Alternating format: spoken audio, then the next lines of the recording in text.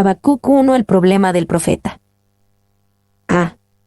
El primer problema. ¿Hasta cuándo, oh Jehová? 1. Habacuc y su profecía.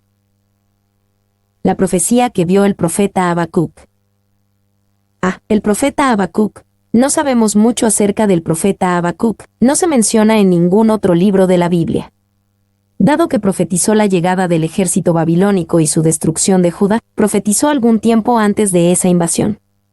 Muchos piensan que Habacuc ministró en algún momento durante el reinado del rey Joacim, quizás alrededor del año 607 a.C. Y es difícil decir con certeza cuándo profetizó Habacuc. Como habla de Dios levantando a los babilonios, Habacuc 1:6. Podemos suponer que escribió en el periodo de 25 años entre el tiempo en que Babilonia conquistó Nínive y el imperio asirio, 612 a.C., y el tiempo en que Babilonia conquistó Jerusalén, 587 a.C. 2. No sabemos cuántos años tenía Habacuc cuando dio esta profecía, pero es probable que viviera durante la época del piadoso rey Josías, 640 a 609 AC, y luego diera esta profecía durante el reinado de uno de los sucesores de Josías.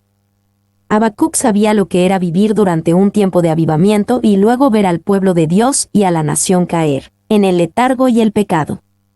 Habacuc tenía un problema. Había vivido un periodo de avivamiento nacional seguido de un periodo de declive espiritual. Bois. B. La profecía que vio el profeta Habacuc. Habacuc tenía una profecía no solo en el sentido de un mensaje de Dios, sino también en el sentido de un gran peso. Era pesada en su contenido, porque Habacuc anunció el juicio venidero sobre Judá. También era pesada en su fuente, porque Habacuc trata con preguntas difíciles que lleva a Dios y con la respuesta de Dios a esas preguntas. Y el nombre Habacuc se deriva del verbo hebreo abrazar. Su nombre probablemente significa el que abraza o el que se aferra. Es un nombre apropiado tanto para el profeta como para el libro, porque Habacuc llega a una fe firme al enfrentarse a cuestiones difíciles. 2. El profeta. Este título es raro en los títulos de los libros. Ver Ageo 1:1, Zacarías 1:1, y algunos lo toman para indicar que Habacuc era un profeta profesional, uno que se ganaba la vida sirviendo como profeta en el templo o en la corte, a diferencia de Amós. Cf. Amós 7:14. Baker. 2:2-4, Habacuc le pregunta a Dios por qué parece retrasar el juicio. ¿Hasta cuándo, oh Jehová, clamaré y no oirás, y daré voces a ti a causa de la violencia, y no salvarás? ¿Por qué me haces ver iniquidad, y haces que vea molestia? Destrucción y violencia están delante de mí, y pleito y contienda se levantan. Por lo cual la ley es debilitada, y el juicio no sale según la verdad, por cuanto el impío asedia al justo, por eso sale torcida la justicia. Daré voces a ti a causa de la violencia, y no salvarás. Habacuc veía la violencia y la injusticia a su alrededor en la nación de Judá. Se preguntaba dónde estaba Dios y por qué Dios no arreglaba las cosas. B. ¿Por qué me haces ver iniquidad, y haces que vea molestia? Esta era y es una excelente pregunta. ¿Por qué Dios nos permite ver iniquidad y problemas, en nosotros mismos o en los demás? ¿Y por qué Dios nos permite ver la iniquidad en nosotros mismos? Para mantenernos humildes. Para mantenernos sumisos a Él en la hora de la angustia. Para hacernos valorar más la salvación. 2. ¿Por qué Dios nos permite ver la iniquidad en los demás? Para mostrarnos lo que nosotros mismos podríamos haber sido. Para hacernos ver la maldad del pecado, para que podamos pasarlo de largo y odiarlo, y no caer en él nosotros mismos. Para hacernos admirar la gracia de Dios cuando salva a los pecadores.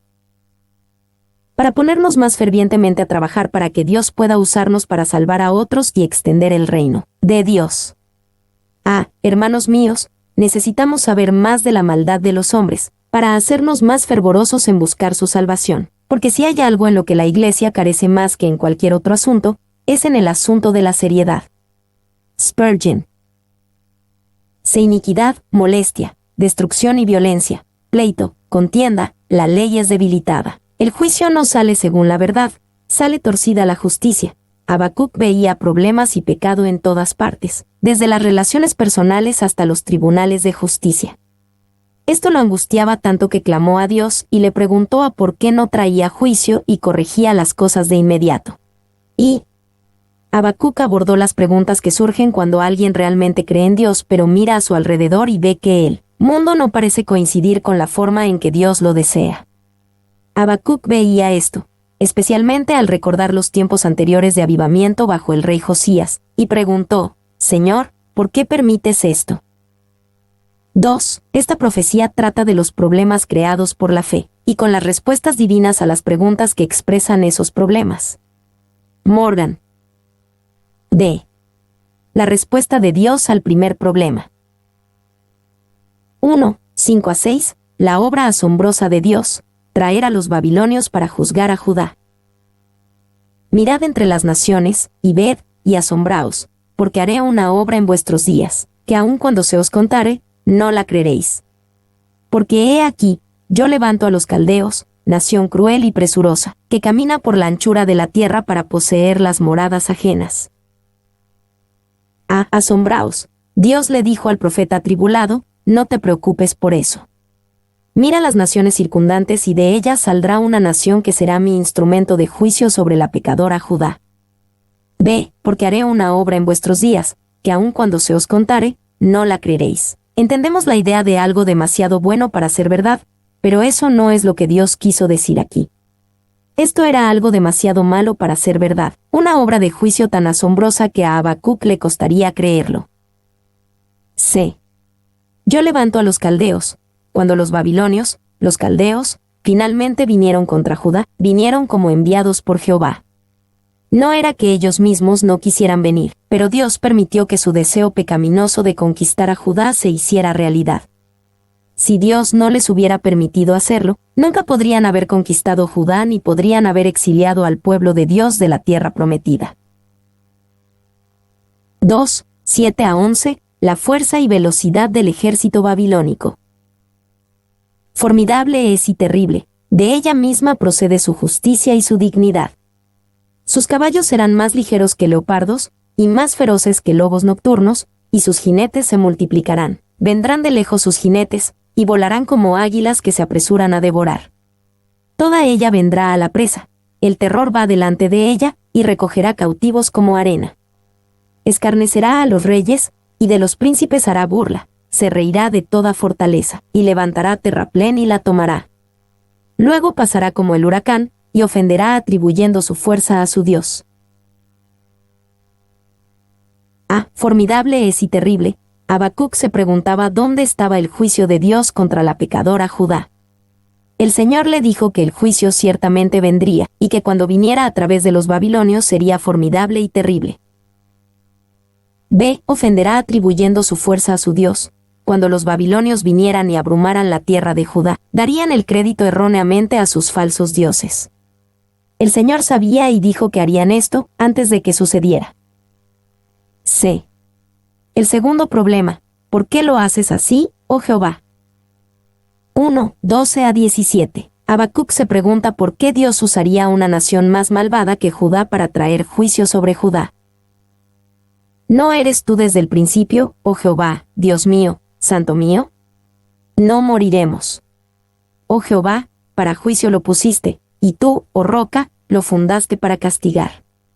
Muy limpio eres de ojos para ver el mal, ni puedes ver el agravio. ¿Por qué ves a los menospreciadores, y callas cuando destruye el impío al más justo que él, y haces que sean los hombres como los peces del mar, como reptiles que no tienen quien los gobierne?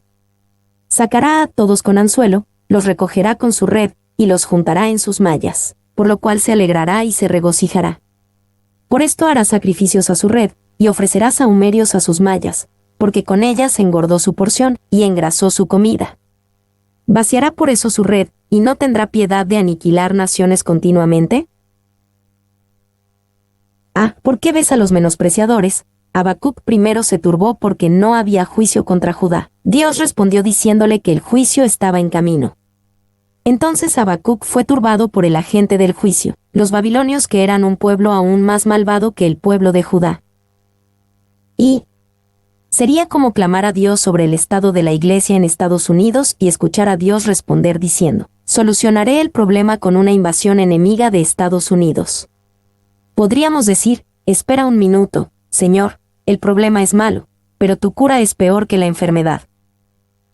2. Algunas personas enfrentan tiempos de crisis como este de la manera equivocada.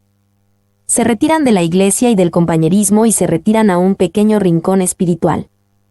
Otros renuncian a Dios por completo. Joyce Jones nos guía hacia una mejor respuesta. Detente a pensar antes de hablar, piénsalo. Reafirma los principios básicos mientras piensas en el problema, no comiences con el problema. Vuelve más atrás a los principios básicos acerca de Dios y su trato con el hombre. Aplica los principios al problema ahora, piensa en tu problema a la luz de estos principios básicos. Encomienda el asunto a Dios con fe, ya sea que sepas qué hacer o no. B. Muy limpio eres de ojos para ver el mal, ni puedes ver el agravio. Esto es aún más problemático para Habacuc porque conocía el carácter de Dios. Puesto que entendía el carácter santo de Dios, estaba más preocupado que nunca en cuanto a por qué Dios juzgaría a la inicua Judá exaltando aún más a la inicua Babilonia. ¿Se vaciará por eso su red, y no tendrá piedad de aniquilar naciones continuamente? Habacuc se preguntaba cuánto tiempo permitiría Dios que los babilonios continuaran con su cruel conquista de naciones. Era como si el pueblo de Dios fuera conquistado tan fácilmente como un pez en una red. Y, fácilmente somos tomados y destruidos. No tenemos un líder que nos guíe, ni poder para defendernos. Nabucodonosor es representado aquí como un pescador, que está constantemente echando redes al mar y encerrando multitud de peces, y teniendo siempre éxito, ofrece sacrificios a su propia red. Clarke. 2.1. Habacuc espera resueltamente la respuesta de Dios. Sobre mi guarda estaré, y sobre la fortaleza afirmaré el pie, y velaré para ver lo que se me dirá, y qué he de responder tocante a mi queja. Y velaré para ver lo que se me dirá. Habacuc le ha hecho dos preguntas importantes a Dios, pero las hizo con una actitud apropiada. Anticipó una respuesta de Dios y estuvo dispuesto a estar de guarda, es decir, esperarla. A menudo, cuando cuestionamos a Dios, no esperamos que responda, pero Habacuc lo hizo. Otras veces no solo esperamos que Dios responda, sino que le exigimos que responda, y que responda según nuestro horario. Habacuc abordó esto con la actitud correcta. Y, cuán a menudo llegan las respuestas de Dios y descubren que nos hemos ido.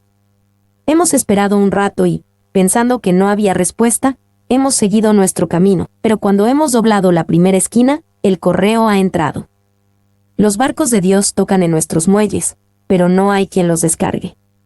No basta con dirigir la oración a Dios, mira hacia arriba y mira hacia afuera, hasta que la bendición descienda sobre tu cabeza. Meyer. B. ¿Y qué he de responder tocante a mi queja? La actitud de Habacuc también fue correcta porque esperaba que Dios lo corrigiera. De esto vemos que Habacuc no le hizo esta pregunta a Dios porque pensara que Dios estaba equivocado y tuviera que explicarse. La hizo porque sabía que estaba equivocado y necesitaba ser corregido. Sus preguntas eran su invitación a Dios diciendo, Dios, no entiendo lo que haces, pero sé que tienes razón en todo. Por favor, háblame y corrígeme. Sitio en internet es demim.es.tl